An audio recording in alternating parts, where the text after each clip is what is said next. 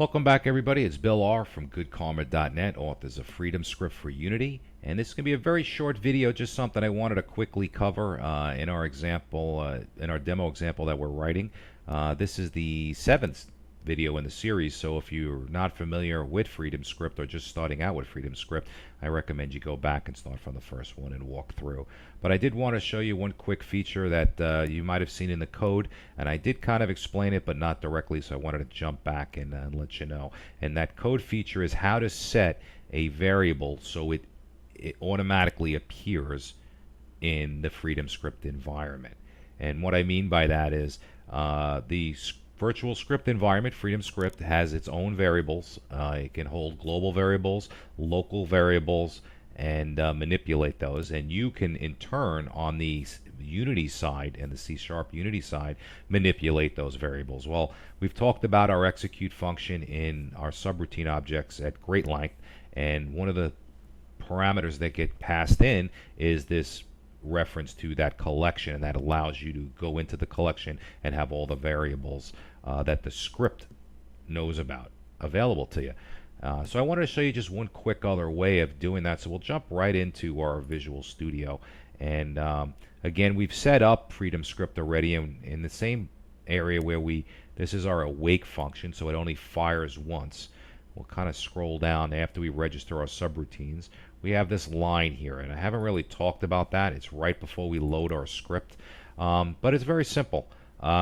Basically, the interpreter has a var reference, which is the collection to that there's a reference to the collection of value objects which represent the virtual scripting, the Freedom Script variables, the environment that it lives in. So in this simple line, what we do is we setting a global variable role, and we create a value object, and we talked about in other videos how to do that, but I'll quickly go over it. In Freedom Script, when we transport values between the virtual Freedom Script environment to the Unity environment, they're wrapped up in these value objects, and they're internally stored as strings, so we don't lose precision or rounding, but we flag them to say it's an integer, it's a double, or it's a string. But internally they're stored as a string. So what we've done here is we've created a new value object, we've used the built-in enumerator to say it's an integer, and we just set the value. But it's a string that we set, it's -1. And that's why in all of our subroutine objects, when we take them out, we have to parse them out to be a number again. But effectively, we're creating a value object, and we're passing it into our set global variable function. And what that's going to do now is create a variable in our scripting environment. And if I pull back the script that we've been working on, you could see its role. We could easily now do something like if role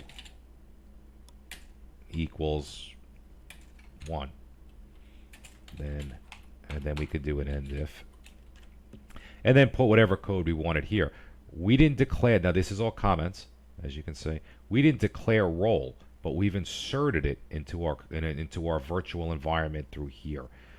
So it's a great feature. There's other features in there, such as do exist, or you can does exist, which tells you if that variable already is defined. Sometimes there'll be local variables, which means a variable defined to just live inside a specific function in your Freedom Script. But there's some helper functions attached to that vars reference, and you can explore them. They're pretty self-explanatory, and in the end, it's going to allow you to access or change the variables in the virtual scripting environment. In this case, we're setting one. We could have easily changed the value by just setting it to also by grabbing that value object, changing its internal value, and sticking it back in the collection. So just a quick video of to show you how to do that, and it's just one little line of code. And actually, what I'll do is before I go, well, interp vars. Oops, it's not gonna. IntelliSense does weird things sometimes, and I don't understand. Anyway, all you gotta do is go like that and hit the dot, and IntelliSense will bring up the list of. Oh, there it goes, I think.